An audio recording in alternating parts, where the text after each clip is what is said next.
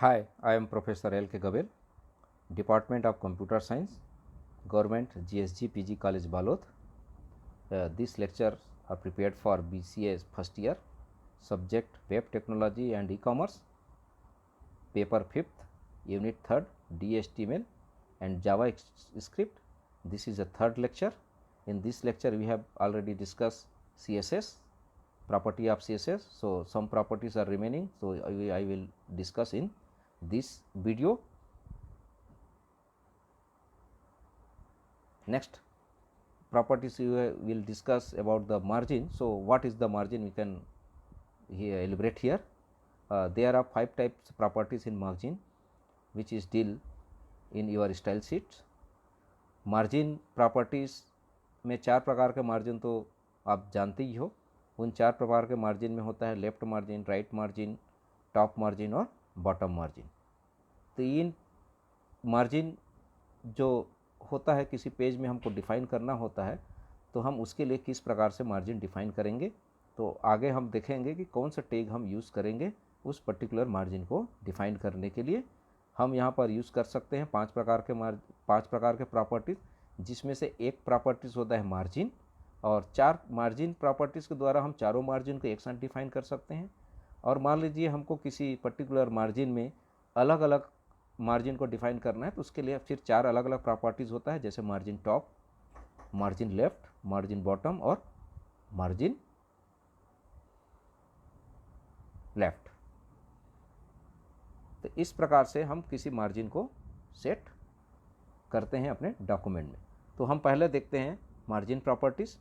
तो margin properties में हम सारे मार्जिन को एक साथ हम डिफ़ाइन करते हैं, और यदि हम चारों मार्जिन को डिफ़ाइन करना है तो चारों मार्जिन को हम इसी एक साथ लिख सकते हैं। फॉर एग्जांपल, जैसे सिंटेक्स पहले देख लेते हैं। मार्जिन कॉलन लेंथ या परसेंटेज जो हमको देना चाहते हैं, लेंथ जनरली हम डिफ़ाइन करेंगे कितने पिक्सल है, कितने पॉइंट्स का हमको मार्जिन देना है। तो एग्जाम्पल में आप दिख रहे हैं मार्जिन कॉलन 20 पिक्सल हमने दिया है। इसका मतलब है कि चारों मार्जिन हमने एक ही बार लिखा है और वो चारों मार्जिन 20 पिक्सल का हो जाएंगे। कौन कौन से चारों margin? Left margin, right margin, top margin और बॉटम मार्जिन। मान लो हमको लगता है कि चारों मार्जिन को एक ही पिक्सल में डिफाइन नहीं करना है, अलग अलग करना है हर प्रकार का मार्जिन को, तो इस प्रकार से हम चारों को हम यहाँ पर डिफाइन कर सकते हैं। Margin 72 pixel, 35 pixel, 20 pixel, left, right, top और बॉटम मार्जिन इस प्रकार से डिफाइन हो जाएंगे। दूसरा प्रॉपर्टीज़, हम पर्टिकुलर किसी मार्जिन टॉप को डिफाइन करना चाहते हैं, मार्जिन राइट को डिफाइन करना चाहते हैं, या मार्जिन बॉटम को, या मार्जिन लेफ्ट को। तो ये प्रॉपर्टीज़ 4 अलग अलग प्रॉपर्टीज़ है। मार्जिन टॉप के लिए margin dash top, margin right के लिए है margin dash right, margin bottom के लिए है margin dash bottom, margin left के लिए है मार्जिन डैश लेफ्ट। तो इन चारों प्रॉपर्टीज़ को यदि हमको टॉप मार्जिन सेट करना है तो सिर्फ हम मार्जिन टॉप का यूज़ करेंगे। यदि हमको मार्जिन राइट यूज़ करना है तो सिर्फ हम मार्जिन राइट वाले प्रॉपर्टी यूज़ करेंगे। यदि हमको मार्जिन बॉटम यूज़ करना है तो सिर्फ मार्जिन बॉटम को यूज़ करेंगे। तो इस प्रकार से हम कैसे करेंगे, एग्जाम्पल में आप देख सकते हो। मार्जिन डैश टॉप हमने 50 लिखा, मतलब टॉप मार्जिन 50 पिक्सल का हो गया। मार्जिन डैश राइट हमने लिख दिया तो ओनली राइट मार्जिन ही 20 पिक्सल का है। मार्जिन बॉटम 0.5 इंच लिया तो बॉटम मार्जिन 0.5 इंच का है। मार्जिन लेफ्ट हमने 24 पॉइंट का दिया तो मार्जिन लेफ्ट 24 पॉइंट का है। तो इस प्रॉपर्टीज़ के द्वारा हम इंडिविजुअल पर्टिकुलर किसी मार्जिन को हम सेट कर सकते हैं, या परसेंटेज में भी हम उसका यूज़ कर सकते हैं। परसेंटेज का भी एग्जांपल हमने दिया हुआ है, तो आप दोनों तरीके से करके देखें। और इन प्रॉपर्टीज़ को हम एक एग्जांपल के द्वारा शो करते हैं। यह है एक एग्जांपल जहां पर हमने H1 का स्टाइल शीट में डिफाइन किया है। देखो, मार्जिन 10 पिक्सल, मतलब चारों मार्जिन 10 पिक्सल का है। टेक्स्ट और फॉर्म्स कैपिटलाइज किया है, जो ऑलरेडी पढ़े वो कलर 4 कलर रेड है। बॉर्डर स्टाइल रिजिड है, आगे देखेंगे बॉर्डर स्टाइल क्या होता है, बॉर्डर विड्थ क्या होता है। आप इसको नहीं लिखेंगे तो भी चलेगा, आप सिर्फ उतना लिखिए मार्जिन 10 पिक्सल, टेक्स्ट और फॉर्म कैपिटलाइजेशन, कलर रेड, बस, क्योंकि इतना अभी हमने पढ़ लिया है। वैसे H2 मार्जिन में चारों मार्जिन को दीजिए, H3 में तीनों को लिख दीजिए। पी में आप लेफ्ट मार्जिन को बस डिफाइन कर दीजिए। टॉप मार्जिन 1 इंच का है, वो L नहीं 1 इंच है। फॉन्ट साइज 70, इतना कोई आप स्टाइल शीट में रखिए, बाकी को छोड़ दीजिए। और आगे आप इसको बॉडी में लिख दीजिए।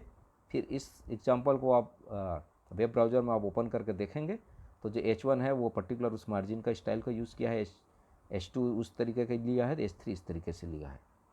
कैसे लिया है? जैसे आपने स्टाइल शीट में डिफाइन किया हो। नेक्स्ट है background image properties. Background image properties के द्वारा हम किसी भी इमेज को बैकग्राउंड में हम किसी एलिमेंट के बैकग्राउंड में हम रख सकते हैं। जो भी हम लिखते हैं वो बैकग्राउंड में उस एलिमेंट्स के बैकग्राउंड में लिखाएगा। तो इस प्रॉपर्टीज़ को हम कैसे यूज़ करेंगे, तो सिंटेक्स देखते हैं इसका। बैकग्राउंड डैश इमेज, उसके बाद यूआरएल में उसका नाम, दैट इज़ अ पाथ। जो भी पाथ हम डिफाइन करना चाहते हैं वो यूआरएल नेम के अंतर्गत रहेगा। यहाँ पर बिल्कुल ध्यान रखेंगे यूआरएल एल और जो ब्रैकेट का ओपनिंग पैरेंथेसिस है उसके बीच में स्पेस नहीं होना है, ये बिल्कुल आप ध्यान रखेंगे। यूआरएल के बाद कोई स्पेस आपको नहीं देना है। एग्जांपल में आप देखिए, बैकग्राउंड डैश इमेज यूआरएल, हमने एक पाथ दिया जहाँ पर एक इमेज है, तो वो इमेज जहाँ पर भी आप बैकग्राउंड जिसके अंदर भी हम इसको डिफाइन करेंगे उस टैग में, वो अपने आप उस इमेज को ले आएगा। एग्जाम्पल के द्वारा हम इसको एक्सप्लेन करते हैं। देखिए, हमने बॉडी में देखे फॉन्ट साइज 36 पिक्सल का पॉइंट का हमने दिया। H1 में हमने देखो बैकग्राउंड हमने लिया है url.galvin/p1.jpg, ये मेरे सिस्टम का पाथ है जहाँ पर एक इमेज है P1। वैसे ही हमने यहाँ पर इमेज रेड कलर वाला देखो, बैकग्राउंड डैश इमेज URL में ./galvin/p2.jpg, ये दूसरा इमेज है जो वो उस जहाँ पर मेरा फाइल है उसके अंदर एक फोल्डर है और उस फोल्डर के अंतर्गत, फोल्डर का नाम है गेलविन, उस फोल्डर के अंतर्गत है p2.jpg कोई इमेज है। तो ये रेड कलर वाले को ही आप बेसिकली ध्यान दें, बाकी जो दिख रहा है ब्लैक कलर में उसको आप नहीं लिखेंगे तो भी चले, क्योंकि अभी हम एग्जांपल के द्वारा इसको एक्सप्लेन कर रहे हैं। अब आप देखेंगे इसके अंदर H1 हमने लिखा है, this is the H1 heading. तो this is the H1 heading जो लिखा है उसके पीछे एक इमेज रहेगा P1 इमेज। और वैसे ही H2 में हमने लिखा है this is the H2 heading, तो उस हेडिंग के पीछे भी एक इमेज आ जाएगा और वो इमेज कौन सा हो जाएगा, P2 इमेज। तो इस तरीके से हम किसी भी टेक्स्ट के पी बैकग्राउंड में हम कोई भी इमेज को ला सकते हैं। नेक्स्ट देखते हैं पेडिंग प्रॉपर्टीज़।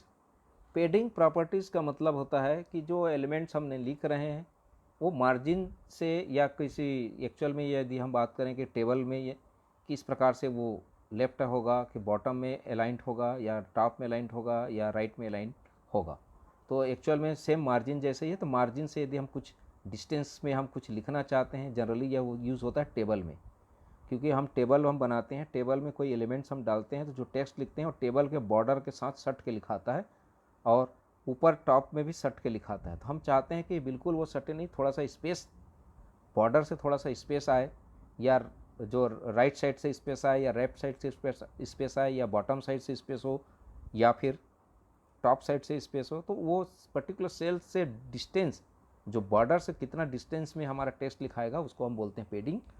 और इसी पेडिंग प्रॉपर्टीज़ का यूज़ करके हम पर्टिकुलर किसी टेबल में सेल में जो एलिमेंट लिखाते हैं वो किस प्रकार से लिखाएगा उसको हम सेट करते हैं। तो यहाँ पर भी 5 प्रकार के यदि हम देख सकते हैं, पेडिंग एक सेपरेट है जिसमें चारों को एक साथ सेट कर सकते हैं, और अलग अलग पेडिंग को, लेफ्ट और राइट को पेडिंग को सेट करने के लिए अलग अलग उसका प्रॉपर्टीज़ अलग अलग है।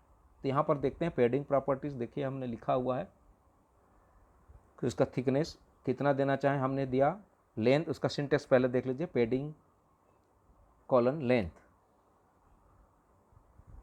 और परसेंटेज दोनों, जैसे मार्जिन में हमने किया था सेम चीज़ है, बस यहाँ पर टैग का नाम है पेडिंग।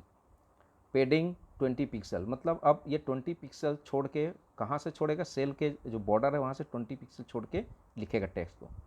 नीचे में पेडिंग हमने लिखा हुआ है, चारों को सेट किया, पहले वाले में 20%, चारों को 20 पिक्सल है, लेफ्ट का 20, राइट का 20, टॉप का 20 और बॉटम का 20 है। दूसरे एग्जांपल में हम देख रहे हैं कि चारों का अलग अलग हमने पॉइंट पिक्सल सेट किया है। तो इस प्रकार से हम एक साथ ही चारों एलिमेंट्स को देकर के पूरे का पेडिंग को सेट कर सकते हैं, या फिर हम अलग अलग पेडिंग को चेंज कर सकते हैं। जैसे देखिए, पेडिंग डैश टॉप, मतलब टॉप वाली पेडिंग को चेंज करना, पेडिंग डैश राइट, राइट के लिए है, पेडिंग डैश बॉटम, बॉटम को चेंज करना, पेडिंग डैश लेफ्ट, लेफ्ट में पेडिंग को चेंज करना। तो इस प्रकार से चारों को हम अलग अलग जहाँ ज़रूरत है उसके अनुसार से हम उपयोग करेंगे, और जहाँ ज़रूरत नहीं है उसका उपयोग नहीं करेंगे। और यदि हमको सभी की ज़रूरत है तो सभी को लिखने की ज़रूरत नहीं, हम पेडिंग एक सिंगल टैग है प्रॉपर्टीज़, वो सिंपल प्रॉपर्टीज़ के द्वारा हम चारों को एक साथ भी चेंज या सेट कर सकते हैं। तो यहाँ पर देखिए example, पेडिंग top, पेडिंग desktop that means 50 pixel का है टॉप, राइट 20 पिक्सल का है, बॉटम 0.5 इंच का है, और लेफ्ट है 24 पॉइंट का। नेक्स्ट हम देखते हैं float properties. Float properties basically use होता है हॉरिजॉन्टल अलाइनमेंट, एलिमेंट्स के जो है उस एलिमेंट को हॉरिजॉन्टल अलाइनमेंट किस प्रकार से किया जाएगा, और इसमें एक्चुअली में 3 प्रकार के अलाइनमेंट है, लेफ्ट, राइट, सेंटर और नन। तो जो टेक्स्ट जो एलिमेंट होगा जो लिखा रहा है वो हॉरिजॉन्टली अलाइनमेंट कैसे होगा उसके लिए हम यूज़ करते हैं फ्लोट प्रॉपर्टीज़। तो फ्लोट लेफ्ट मतलब लेफ्ट साइड में हो जाएगा, राइट बोलने से राइट साइड में हो जाएगा, टेक्स्ट सेंट्रल बोलने से सेंट्रल में लिखाएगा, नन मतलब किसी भी प्रकार का कोई फ्लोटिंग नहीं है जो बाय डिफ़ॉल्ट होगा। एग्जांपल में आप देखो, फ्लोट लेफ्ट है तो लेफ्ट साइड हो गया, फ्लोट कॉलन हमने सेंटर किया तो सेंटर में लिखाएगा, फ्लोट राइट मतलब राइट, फ्लोट नन मतलब नन लिखने की ज़रूरत नहीं है, वो पहले से यदि रहेगा उसको चेंज करने के लिए। नेक्स्ट है लाइन स्टाइल प्रॉपर्टीज़, लाइन या sorry list style properties. List style properties का उपयोग किया जाता है जब हम लिस्ट एलिमेंट बनाते हैं, और उस लिस्ट एलिमेंट जब हम बनाते हैं तो वहाँ पर जो नंबरिंग होता है वो कैसा होगा। जैसे हमने पढ़ा हुआ है HTML में ऑर्डर लिस्ट और अनऑर्डर लिस्ट, OL के द्वारा ऑर्डर लिस्ट है और UL के द्वारा हम बनाते हैं अनऑर्डर लिस्ट, लेकिन उसके अंदर हम LI प्रॉपर्टी यूज़ करते हैं जो लिस्ट के लिए होता है, जहाँ पर हम डिफाइन करते हैं कि लिस्ट जो बनेगा ऑर्डर लिस्ट में कैसा होगा और अनऑर्डर लिस्ट में कैसे होगा। तो उसको हम चेंज करते हैं लिस्ट स्टाइल टाइप प्रॉपर्टीज़ के द्वारा। तो यहाँ पर आप देख रहे हैं सिंटेक्स में list dash style dash type, ये सिंटेक्स ध्यान रखेंगे, बीच में डैश है। इसके अंतर्गत है क्या क्या हम चेंज कर सकते हैं, देखिए डिस्क है, स्क्वायर है, सर्किल है, डेसिमल है, अपर रोमन है, लोअर रोमन है, अपर अल्फ़ा है, लोअर अल्फ़ा है, नन। तो एग्जांपल आप देखें, आगे हम इसको डिस्क्राइब करेंगे कि किस प्रकार से डिस्क का मतलब क्या होता है, स्क्वायर का मतलब क्या होता है, कैसा होता है। एग्जांपल है list style type disc, list style type circle. Disc में मतलब क्या होगा, सर्कल के अंदर ब्लैक भरा रहेगा, सर्कल बाउंड्री रहेगा। List style type lower Roman, जो आई जो हम लिखते हैं रोमन में, उसके लिए है। तो आगे हम देखेंगे इसका कि जो हमने यूज़ किया है उसका मतलब क्या है। तो यहाँ पर आप देख सकते हैं कि एक्चुअल में 9 प्रकार के पॉसिबिलिटीज़ है वो, जहाँ पर हम लिस्ट के जो आइटम्स है उसको हम चेंज कर सकते हैं किस प्रकार से आएगा। तो डिस्क का मतलब होता है, देखो सॉलिड राउंड बुलेट, जानते हो, सर्किल है उसके अंदर आपका डार्क है प्लेट टाइप का, स्क्वायर बुलेट है, सर्किल होलो राउंड रहेगा। डेसिमल यदि हम करते हैं तो 1 2 3 5 जो नंबरिंग आता है ये ऑर्डर लिस्ट में यूज़ होगा। देखो ऊपर वाला जो है disc square circle unorder list के लिए है, और डेसिमल है ऑर्डर लिस्ट में 1 2 3। अल्फ़ा अपर अल्फ़ा जो ABCD, lower alpha ABCD small में, अपर रोमन I जो हम यूज़ करते हैं कैपिटल में, लोअर रोमन I स्मॉल में, I जो यूज़ करते हैं, और नन कोई किसी प्रकार का कोई ऑप्शन लिस्ट में नहीं होगा। तो इन 9 प्रकार का उपयोग हम करके हम ऑर्डर लिस्ट और अनऑर्डर लिस्ट में डायनेमिकली हम उसको चेंज कर सकते हैं, उस प्रॉपर्टीज़ को जो एक्चुअली में आप लोग लिस्ट में यूज़ करते हैं उसको हम CSS में कैसे लिखेंगे वो हम यहाँ पर बता रहे हैं। अब इन सभी का उपयोग करके हम देखते हैं कि एक एग्जांपल जो अभी हमने प्रॉपर्टीज़ पढ़ा है उन प्रॉपर्टीज़ के द्वारा किस प्रकार से हम इसको यूज़ करेंगे। तो देखिए यहाँ पर हमने लिखा हुआ एक सिंपल एग्जांपल लिस्ट है, लिस्ट को बताने के लिए। देखिए हमने रेड कलर में जो दिख रहा है वो लिस्ट स्टाइल टाइप हमने डिस्क लिखा और कलर हमने यूज़ किया रेड। तो जो बुलेट होगा एक्चुअल में वो बुलेट ही स्टाइल है, रेड कलर का हो जाएगा। H1 को हमने फ्लोट किया, सेंटर बीचों बीच लिखाएगा H1। UL अनऑर्डर लिस्ट में हमने दिया है, देखो फ्लोट है, सेंटर में फॉन्ट साइज़ है, कलर ग्रीन में है, टेक्स्ट ट्रांसफॉर्म जो है वो कैपिटलाइज है, वो टी वहाँ दिख गया, TEXT है, टेक्स्ट ट्रांसफॉर्म कैपिटलाइज है, मतलब कैपिटल पहला कैपिटल में होगा, बाकी स्मॉल में होगा। पी में हमने यूज़ किया कलर पर्पल, जो पहले यूज़ किया था। यहाँ पर मेन चीज़ आपको देखना है जो रेड कलर में है, लिस्ट स्टाइल टाइप डिस्क। अब आप यहाँ पर देखिए हमने 3 लिस्ट बनाए हैं, आइटम 1, आइटम 2, आइटम 3। तो आइटम 1 के सामने रेड कलर में बुलेट आ जाएगा, आइटम 2 में रेड कलर बुलेट आ जाएगा, आइटम 3 में रेड कलर में बुलेट आ जाएगा। आप लोग इसको टाइप करके आप देखेंगे तो इसका इफेक्ट समझ में आएगा कि किस प्रकार से इसका आउटपुट दिख रहा है। नेक्स्ट हम देखते हैं अपने जो क्लास, जो स्टाइल का जो क्लास है उस प्रकार उसको किस प्रकार से नेम हम देते हैं। तो यहाँ पर बेसिकली आप देख सकते हैं कि यदि हम अपने हिसाब से कोई नया क्लास नेम जोड़ना चाहते हैं या अपने हिसाब से कोई नाम बनाना चाहते हैं तो किस प्रकार से हम बना सकते हैं। तो यहाँ पर आप देख सकते हैं हमने रेड हेडिंग एक नया क्लास हम बनाना चाह रहे हैं कि यदि हम कहीं पर भी यूज़ करना चाहें तो उसको रेड हेडिंग यूज़ करें। तो स्टाइल शीट में हम कैसे लिखेंगे, तो हमने यहाँ पर लिखा स्टाइल शीट में H1 डॉट रेड हेडिंग। ये डॉट करके रेड हेडिंग हमने एक नया नाम हमने डिफाइन किया। ये नाम कुछ भी हो सकता है, अपने मन से किसी भी प्रकार का नाम आप दे सकते हैं। फिर उसके बाद आप फॉन्ट साइज़ जो भी प्रॉपर्टी सेट करना चाहते हैं वो प्रॉपर्टी सेट आप कर लेंगे। यहाँ पर बेसिक चीज़ हम दिखाना चाह रहे हैं, बताना चाह रहे हैं, वो है नए अपना क्लास डिफाइन करना। और ये ध्यान रखेंगे कि जब भी हम नाम कर देते हैं तो वो पहला अक्षर उस क्लास का क्या होना चाहिए, कैरेक्टर होना ज़रूरी है। और इसमें अंडरस्कोर कैरेक्टर का भी आप यूज़ कर सकते हैं, लेकिन नंबर यूज़ नहीं होना चाहिए।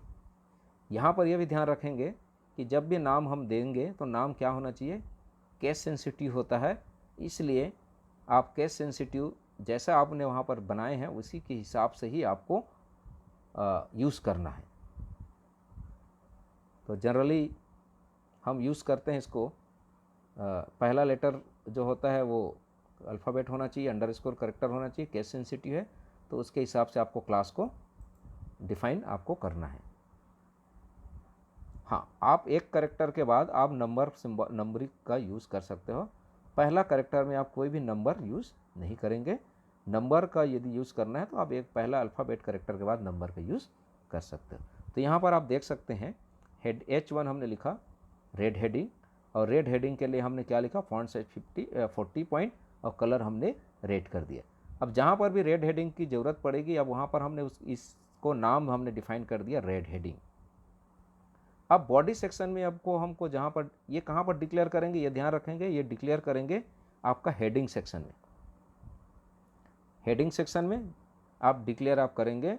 अब बॉडी सेक्शन में हम कैसे उसको यूज़ करेंगे, तो बॉडी सेक्शन में हम यूज़ कर रहे हैं H1 class equal to red heading. तो यहाँ पर रेड हेडिंग का क्लास हमने बना दिया, अब उस रेड हेडिंग को हम यहाँ पर यूज़ कर रहे हैं। तो इसका समरी क्या होगा कि हम पहले हेड सेक्शन में डिक्लेयर कर देंगे H1 रेड हेडिंग और उसका प्रॉपर्टीज़ को, और बॉडी वाले सेक्शन में जब भी ज़रूरत पड़ेगी, जहाँ पर ज़रूरत पड़ेगी वहाँ पर हम H1 के साथ यूज़ करेंगे, क्योंकि H1 के अंदर हमने क्लास बनाया है तो H1 में ही आप यूज़ कर सकते हैं, दूसरे टैग में यूज़ नहीं होगा। रेड हेडिंग को जिस टैग के अंदर आप बनाएंगे उसी टैग में आप उसको कॉल करेंगे, और इसको हम एग्जाम्पल के द्वारा देखें कैसे होगा। देखिए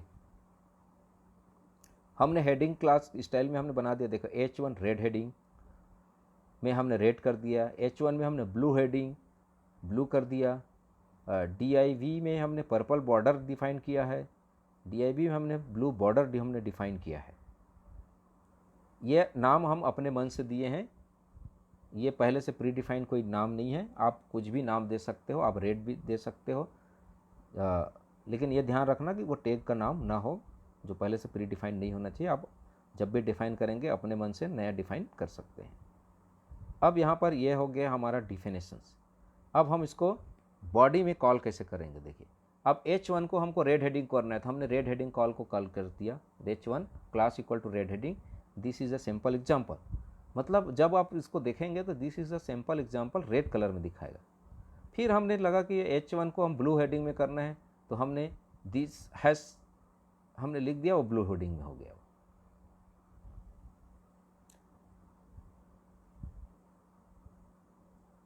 this S class blue heading हमने उतना ही लिखा है ताकि वो अपने आप ब्लू हेडिंग में दिखे। डिवीजन में हमने लिखा पर्पल। तो यहाँ पर बेसिक आपको देखना है कि हम कॉल कैसे कर रहे हैं। तो कॉल कैसे करेंगे, जिस टैग में आपने डिफाइन किया है उस टैग को बॉडी सेक्शन में क्लास इक्वल टू करके उसका नाम डबल कोड में आप लिखेंगे, तब वो वहाँ से दिखेगा। क्लियर। नाउ हम डिफाइन करते हैं next class of style without attaching to an elements. बिना किसी एलिमेंट्स को अटैच किए हम कैसे क्लास डिफाइन कर सकते हैं। तो वहाँ पर हमने किसी क्लास को किसी एलिमेंट में हमने डॉट लगा के यूज़ किया था।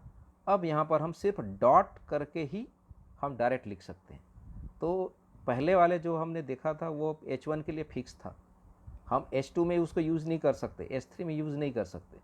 लेकिन यदि हम डॉट लगा के यूज़ करते हैं तो हम उसको हर किसी के लिए हो जाएगा, ग्लोबलाइज हम डिफाइन कर देते हैं, और जिस टैग में हमको यूज़ करना है उस टैग में हम उस क्लास का नाम लिख के लिख सकते हैं। तो जैसे हम यहाँ पर एग्जांपल हम देख रहे हैं, dot unattached one, that is a name of the class. उसके अंदर हमने लिख दिया colour blue, font size 22 points. मतलब एक हमने डॉट करके लगाए। ध्यान रखना, डॉट करके आप लगाएंगे, उसके पहले कुछ नाम नहीं देंगे। यदि उसके पहले यदि कोई नाम आप देते हैं तो वो उसका एट्रीब्यूट समझेगा। तो डॉट से शुरू कर रहे हैं मतलब ये सभी के लिए कॉमन हो जाएगा। जहाँ पर भी जिस जगह ज़रूरत पड़ेगी हम डॉट क्लास लगा के इसका नाम यूज़ करेंगे तो वो अपने आप इसको कॉल कर लेगा। तो ये जनरलाइज्ड फॉर्म है। तो यहाँ पर हम देखते हैं H1 class equal to double code में हमने लिखा unattached one the text to render. जो भी मैसेज देना चाहते हो आप लिख दिए। तो अपने आप अब यह ध्यान आ जाएगा कि ये जो लिखा हुआ है ये अनअटैच्ड वन H1 के लिए कॉल कर लिया। यदि हमको इसी को H2 के लिए भी कॉल करना है तो हम क्या लिखेंगे, यहाँ पर H1 की जगह H2 लिख दो तो अपने आप उसको कॉल कर लेगा। लेकिन प्रीवियस में जो हमने H1 के लिए बनाए थे वो H1 के लिए था। तो इस प्रकार से हम किसी भी स्टाइल को हम अटैच कर सकते हैं किसी एलिमेंट में बिना किसी क्लास के डिफाइन किए हुए, बिना किसी डायरेक्ट टैग में अटैच किए बगैर हम जनरलाइज वे पे हम अटैच कर सकते हैं। और कैसे डिफाइन करेंगे हम इस एग्जांपल में हमने देख लिया। तो ये था आपका स्टाइल शीट के बारे में, किस प्रकार से आपका CSS का हमने यूज़ किया इंट्रोडक्शन से लेकर तीसरे लेक्चर तक। और इस सब के द्वारा हम अपने HTML पेज को डायनेमिकली हम डिफ़ाइन कर सकते हैं। आगे का सेक्शन में हम नेक्स्ट लेक्चर में हम देखेंगे इसका जो मोस्ट इम्पॉर्टेंट पार्ट है जो है जावास्क्रिप्ट, जो बेसिकली यूज़ किया जाता है इवेंट हैंडलिंग के लिए। जहाँ पर हम कोई भी इवेंट करते हैं तो कोई प्रोग्राम यूज़ करेंगे, प्रोग्राम का कोड चलेगा। और ये जो था ये स्टाइल शीट का एक टेम्पलेट तैयार करने के लिए था कि हम एक ब्लूप्रिंट तैयार करके रखें और उस ब्लूप्रिंट को जब भी ज़रूरत पड़ेगा, जहाँ भी ज़रूरत पड़ेगा हम वहाँ पर उसको चेंज कर दें तो ऑटोमेटिकली हमारा पूरा वेब पेज चेंज हो जाएगा। Thank you.